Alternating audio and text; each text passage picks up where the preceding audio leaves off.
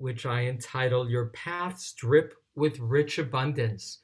This morning, I'm going to change it up a little bit by starting with a poem by the English poet William Wordsworth, 1770 to 1850, which is his critique of living in a materialistic time in which nature is not appreciated, but seen only through the eyes of a commodity.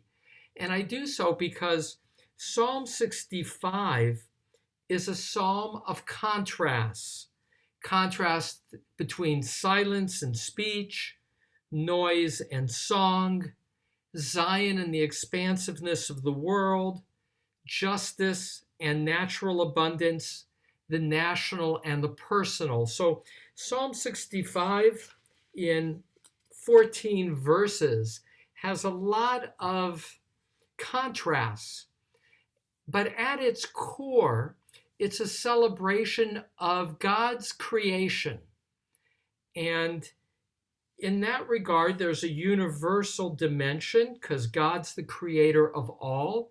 And to underscore what's distinctive about Psalms is that Psalms have, first and foremost, God as the audience. And in that sense, they come to God from a perspective of gratitude and celebration. And in that light, let me first read William Wordsworth's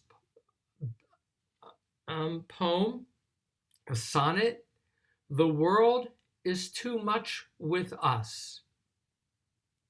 The world is too much with us late and soon, getting and spending, we lay waste our powers. Little we see in nature that is ours. We have given our hearts away, a sordid boon.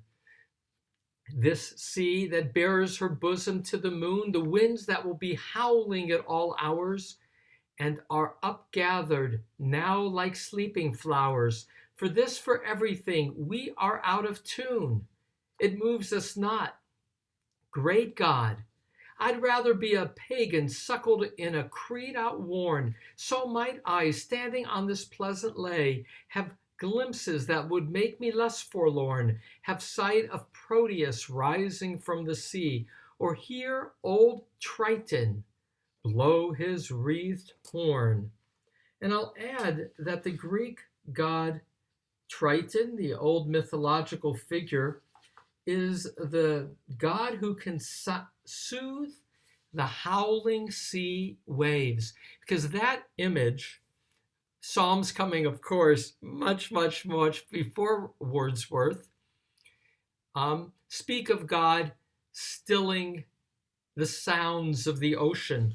And there too, I opened with the Wordsworth poem to say that what the psalmist brings is an openness of his imagination, not just his senses, to the sounds of the ocean, of a storm, that those in a certain religious mindset are a symphony of God, that God ultimately has power as well to silence. And so let me begin reading Psalm 65.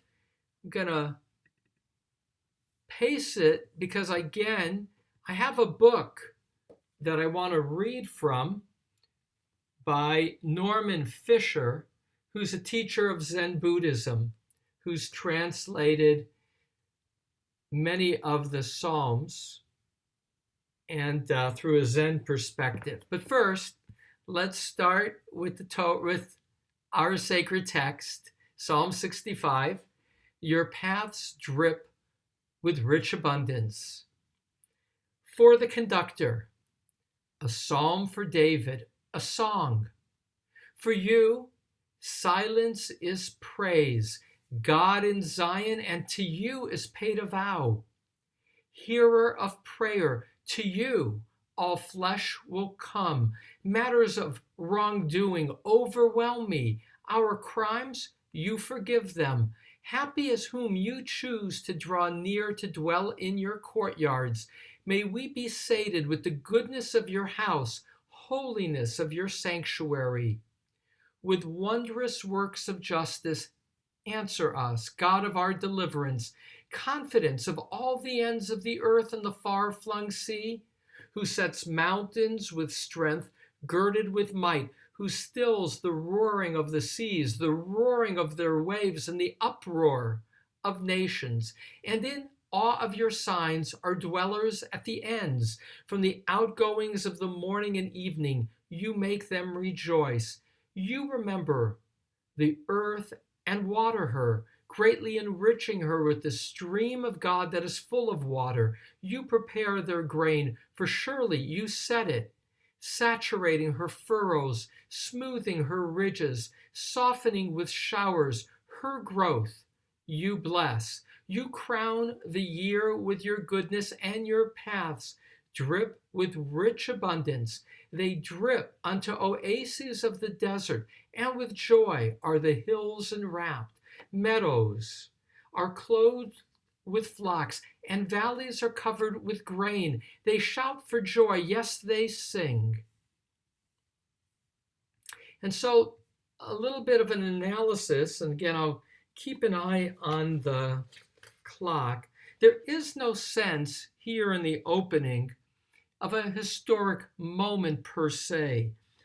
A later commentator, the Malbim, who lived in Russia in the 19th century and wrote an entire commentary to all of Tanakh, he will suggest that this is related to the end of a 3-year drought that is described during the life of David in the second book of Samuel 21. But most rabbis in the classic commentaries see this as an allegory for the future messianic era. So Meiri, who lived in Catalonia 1249 to 1315, he'll say that this is an allegory of a messianic time of spiritual and material bounty. Classic commentators will often give David prophetic powers. So here it's for David, but what is distinctive is it's called a shir, a song. And the classic commentators will say that a mizmor is instrumental and a shir is a cappella, so that it's sung, if you will, by chorus. Now, the way that this is divided is verses 2 to 5 is one of 3 units. This first unit, 2 to 5, describes prayers in the temple. Again, with this contrast between God being in Zion, God being in God's house, sanctuary, courtyards. And you can see this, as is also suggested, as written perhaps by a priest. They're the ones with the Levites who in the courtyard would sing to the pilgrims, who would provide the song to create a religious experience that would have given context for composition. And so the first stanza is temple prayers. Verses 6 to 9, the next unit, is a description of the majesty of creation. And I will add that the last verse of each of these sections, so verse 5 of the first section is a summary. Likewise, verse 9 is the summary of God's signs and wonders. I will point out that verse 5, just so I don't lose it in my summary, the Zohar will point to and say there are 10 words in verse 5, and these 10 words represent God's protective 10 canopies that are provided at a place of Brit Milah, of circumcision. So verse 5, as a result of that comment in the Zohar, will thereafter, and again, the Zohar gets first brought to light in about the year 1300 in Spain, will become in time an integral part of a Brit Milah ceremony. Happy is whom you choose to draw near to dwell in your courtyards. May we be sated with the goodness of your house, holiness of your sanctuary. Well, back to the structure. Second section is verses 6 to 9, and they're actually constructed as a chiasm, ABBA. So, with wondrous works, God sets mountains, then B, stills the roaring of the sea, and then back to the general in 9, awe of your signs. And then the last section is verses 10 through 13 or through 14, and that's a shift from the overall majesty of creation to more specifically the power of rain and water, if you will, to enable the bounty of the earth. It's taking the regularity of creation and focusing it in specifically on God as provider of the necessary ingredient of water that allows the world to flourish, and does so with, if you will, let's look at the last verse as an example, verse 14, which is the summary in some ways of this stanza, but of the whole psalm, which is focused on God's bounty. And as I now read to you Psalm 14, I invite you, as the classic rabbis did, both to see the colors and to hear the sounds. So verse 14, meadows are clothed with flocks. The valleys are covered with grain. They shout for joy. Yes, they sing. So meadows, green, are clothed with flocks. That's white. Valleys are covered with grain. You can see the green again, but with the waving of the yellow stalks. That's the color image. Radak, Rabbi David Kimchi, that important commentator of Spain, actually he's of France, Narbonne, France, 1160 to 1235, he will say of the image, the shouts for joy, for him is the sound of the grain rustling in the wind. So again, a poetic sensibility, back to Wordsworth, in which nature is alive, that it's not a commodity to be bought or sold. It's an experience, and more so for the psalmist, an experience in which behind the colors and the sounds is the controlling goodness of God. But back to the contrast that I opened with, I'll start again. It begins with Lecha Dumiyah, for you silence, Tehillah Elohim, is praise God. And so this image is a religious image that for me to say all that would be worthy, I can't do, because words can't contain all I would want to say. Martin Cohen, in his analysis of this image, says if you try to describe the taste of a lemon or the beauty of a sunset, at some point you're aware that the sensuality of an experience cannot be fully contained in words, because it involves far more than words can contain.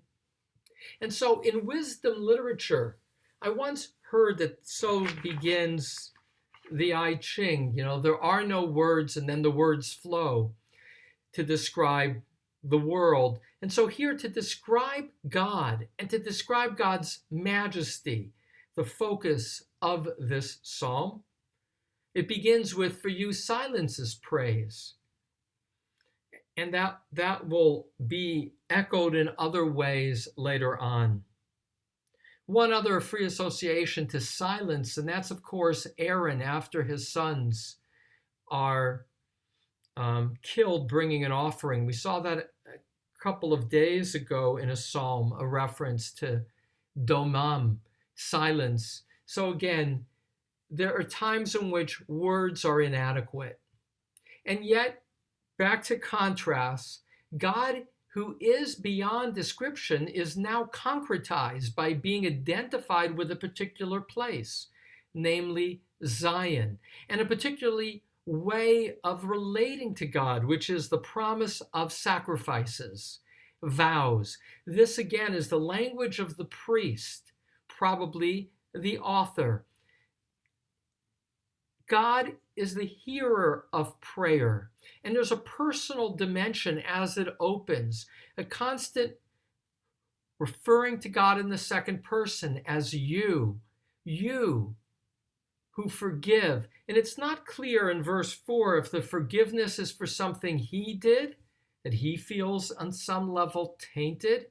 He sees it as our crimes, the nature of the human condition, or if it's about a particular foe.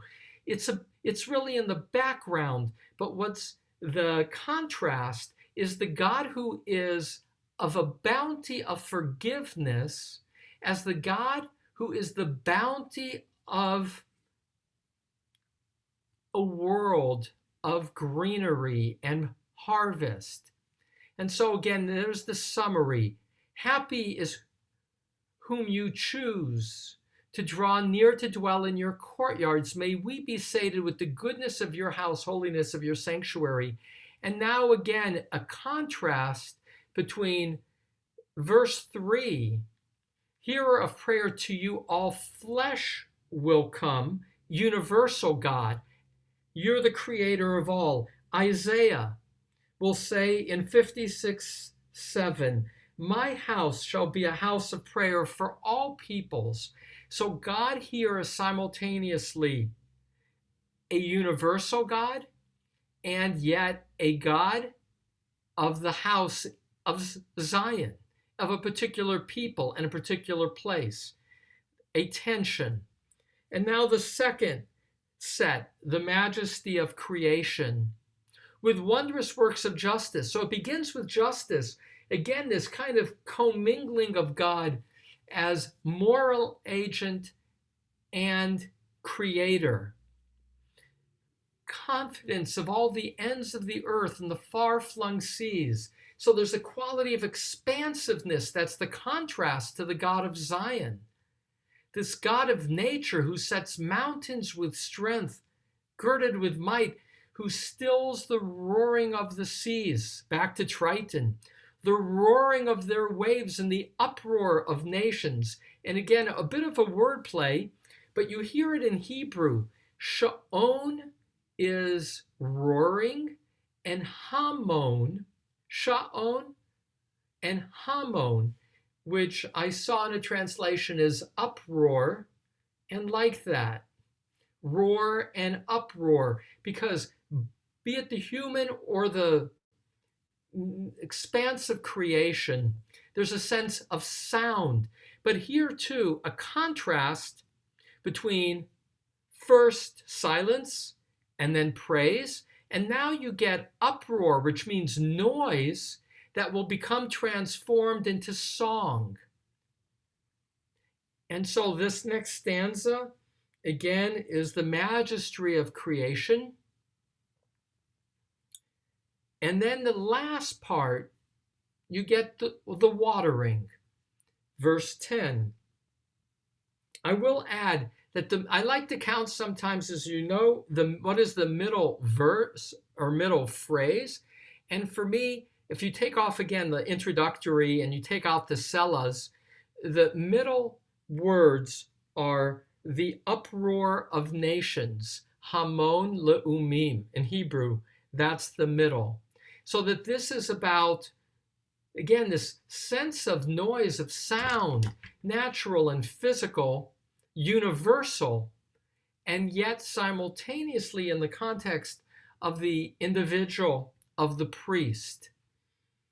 And so the end is a celebration of the water. And in fact,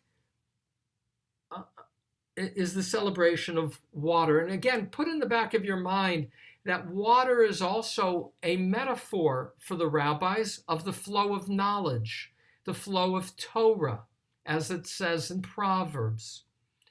And so when we read here about the water, know that for the classic commentators, all of this is a metaphor for a messianic era in which there'll be a flow of abundance spiritually and materially. All needs will be met. You remember the earth and water her, greatly enriching her with the stream of God that is full of water.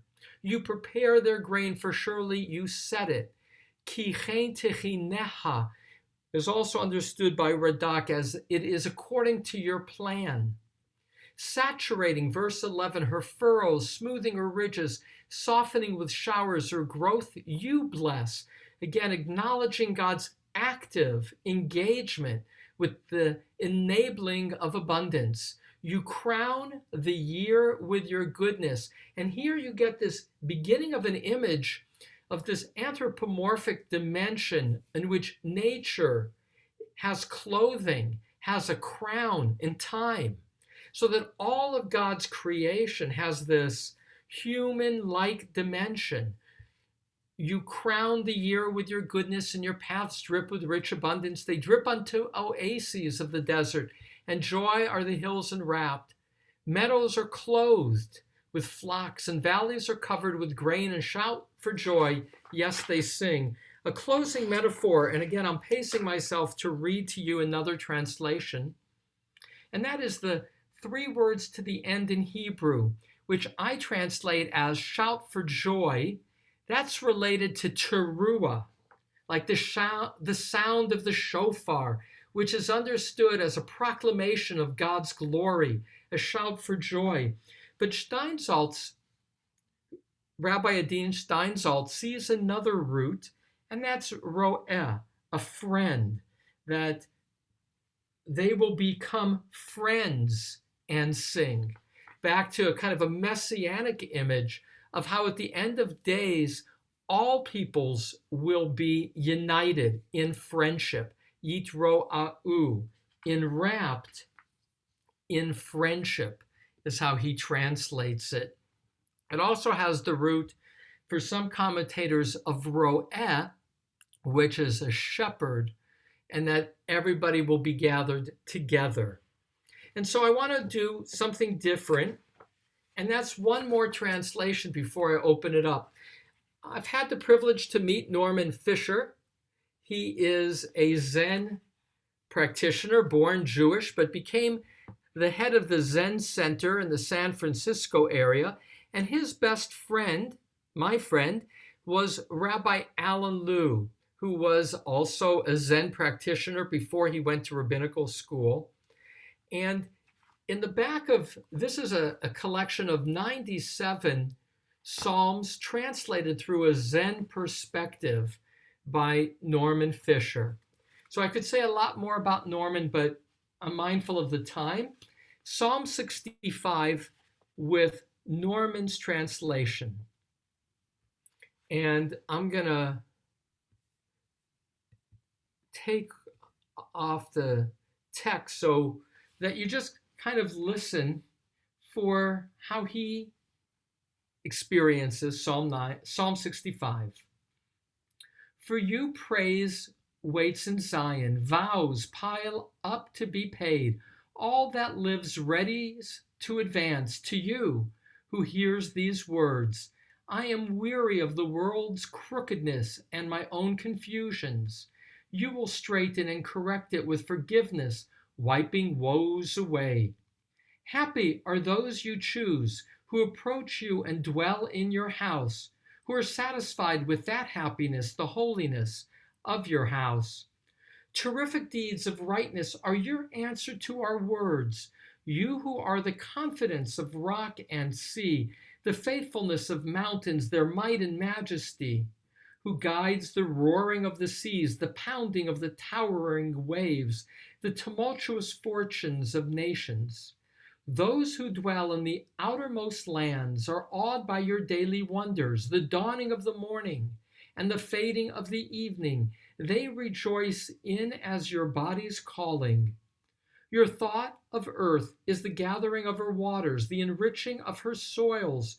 Your brook runs with water, and so you prepare the harvest that feeds life, saturating her furrows, smoothing her ridges, softening her with showers, murmuring the blessings of her growing. Your crown is the ample unfolding of the years, your body, the presence in physical places, the pastures of the wilderness distill it, the hills of the settlements disperse its joy, the meadows are clothed with flocks, the valleys mantled with grain. The people give voice to it with words. They murmur it, shout it, sing it out. So that's a beautiful, inspired, personalized reading of Psalm 65. I'll add, in terms of Norman Fisher, he writes at the back of the book that he was inspired to translate the Psalms after spending a week at a Trappist monastery in Kentucky. And their chanting of Psalms moved him to go back to wish to explore his own Jewish roots and connection to Psalms. And then in the acknowledgments, we'll acknowledge his, what he calls his oldest friend, Alan Liu, who was he calls him my closest friend, with whom I have walked the path side by side for 30 years and more. And Alan Liu was the rabbi near Golden Gate Park in San Francisco throughout most of his career, and was a classmate and a remarkable man. So with that, let me gain, as we're close to 10, some of your thoughts or reactions to Psalm 65, which I have entitled, Your Paths Drip with Rich Abundance. Arnold, and then Alex. A couple of quick thoughts. In verse 2, this idea of silence. Yes. I don't think it necessarily means the absence of words, but it could mean contemplation, which is contemplating God, and it words are involved, but they're internalized. And anyway, it's so that was what struck me with the word silence. So let me give you a riff in that regard, Arnold.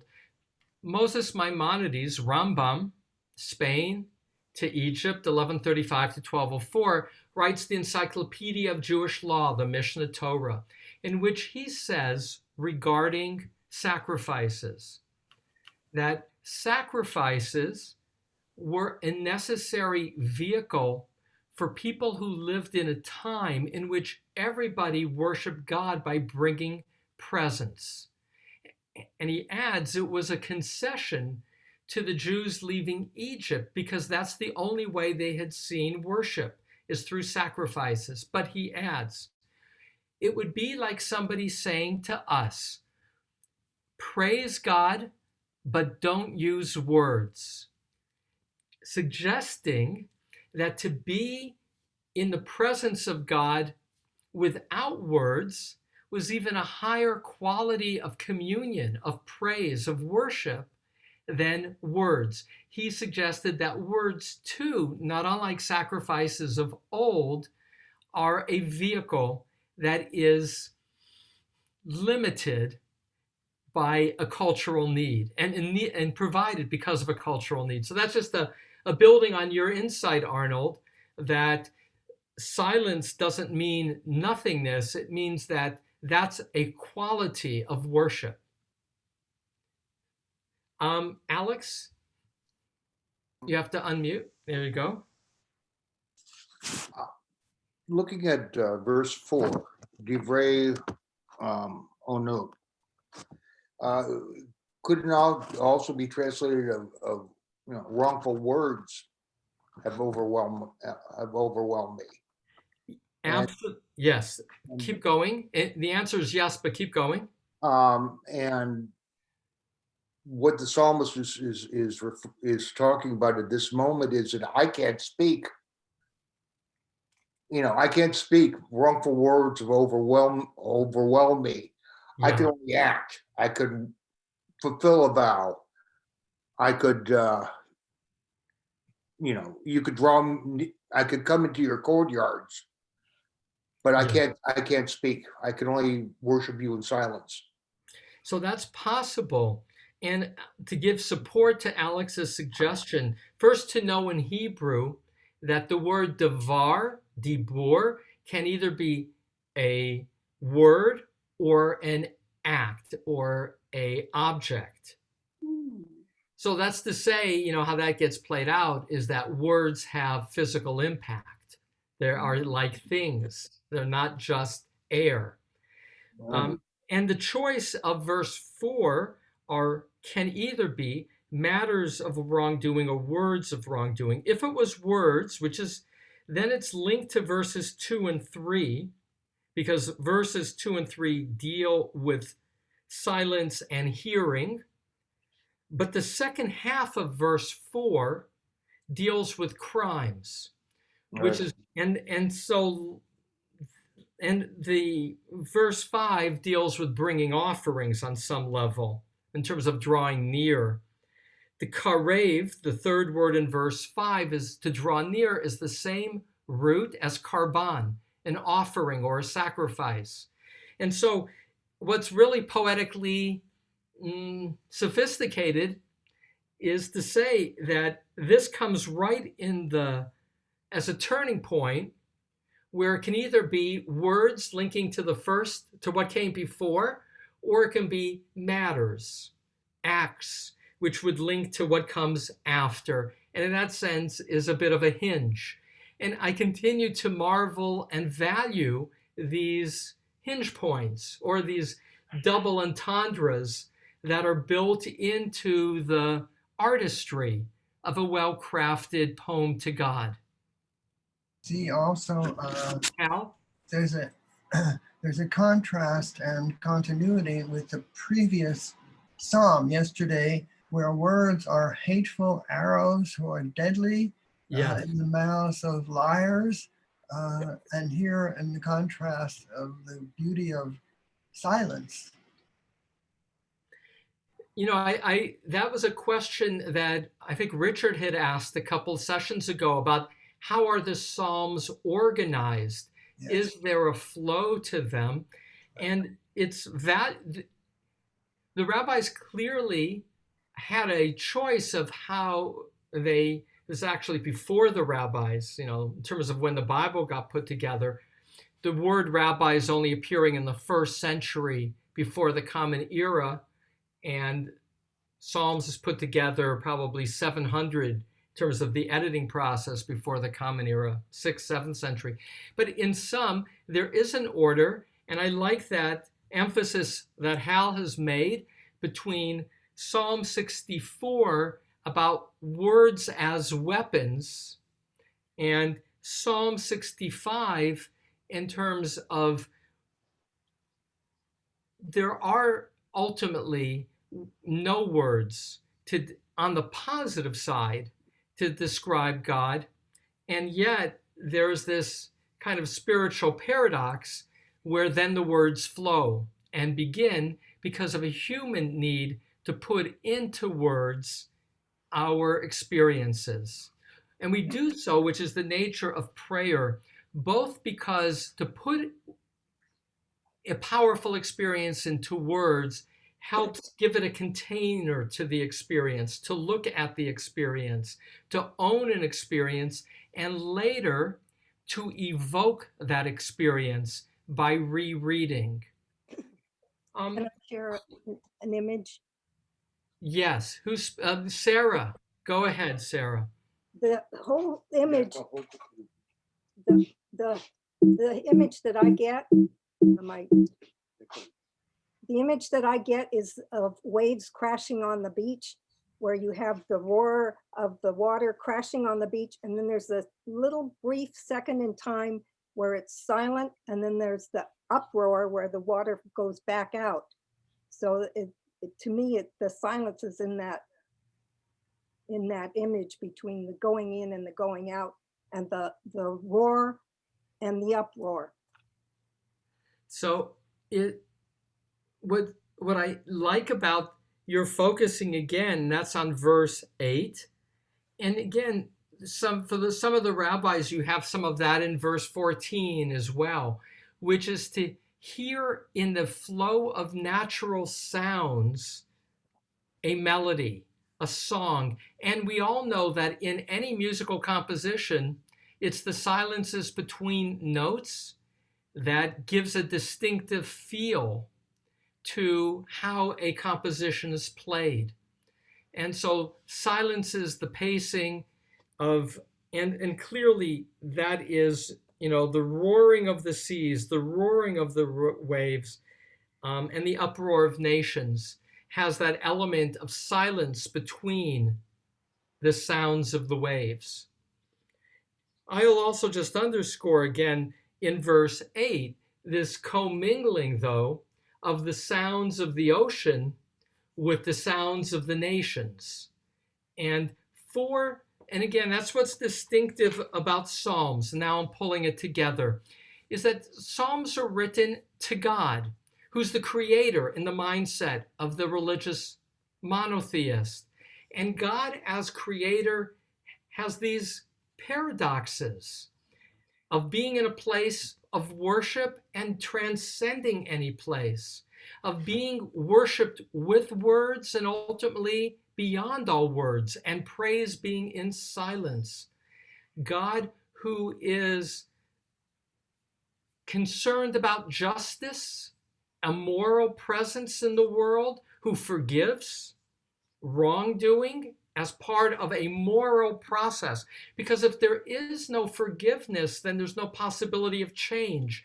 And clearly, an aspect of morality is the potential of repentance. And that quality of God's power is again mixed paradoxically with this God who is the God who has a plan for creation. Ki chen techineha, at the end of verse 10, you have created this magnificent flow. And there's the image of the ends of the earth appreciating expansiveness, but the rising and falling of the sun from one end of the world to the other with a quality of regularity, that the power of God's creation is a kindness grounded in predictability and trustworthiness. All of that, all those contrasting dimensions of what it means for the psalmist, probably a priest, to worship God, ultimately leads to there are no words. And so it is a magnificent poem, Psalm 65 of celebration. In terms of coming attractions, before we do Kaddish, I already did my research, at least, on Psalm 66 for next Tuesday. Because of Thanksgiving, we'll meet on Tuesday and Wednesday, and not on Thursday. Psalm 66, you have refined us as if refining silver, which will raise a theological question. And that is there such a thing as, in Hebrew, it's called Yisurim Shel Ahava, the pains of love. Did God choose suffering for the Israelites to purify us? Or is that simply a byproduct of life itself? So that's a theme that is distinct to Psalm 66. You have refined us as if refining silver, in a psalm that is focused, rather than on the messianic future, more focused on the nature of being a dispersed people. So that's for next week. I invite anyone who would like to honor a loved one with Kaddish to join in reciting of those words with me. Yitkadal v'yitkadash shemei rabbah. Amen. Bi'alma divra kirutei v'yamlich malchutei. B'chayechon u'vyomechon u'chayei d'chol beit Yisrael. Ba'agala u'vizman kariv v'imru amen. Amen. Yehi Shmei Abba Abba mevorach Mevorach le'olam omei Olam omaya. Omaya. Yitbarach v'yishtabach v'yitba'ar v'yitromam v'yitnaseh v'yitadar v'yitaleh v'yitalal shemei d'kudsha b'richu le'ela min kol birchata v'shirata tushbechata v'nechemata damiran bi'alma v'imru amen. Amen. Yehi Shlama Rabba Min Shemaya V'chayim Aleinu Ve'al Kol Yisrael V'imru Amen. Amen. Osei Shalom B'Ramav Hu Ya'aseh Shalom Aleinu Ve'al Kol Yisrael V'Kol Yoshvei Tevel V'imru Amen. Thanks to each of you for participating. I will look to see you next week. In the interim, blessings of Shabbat Shalom.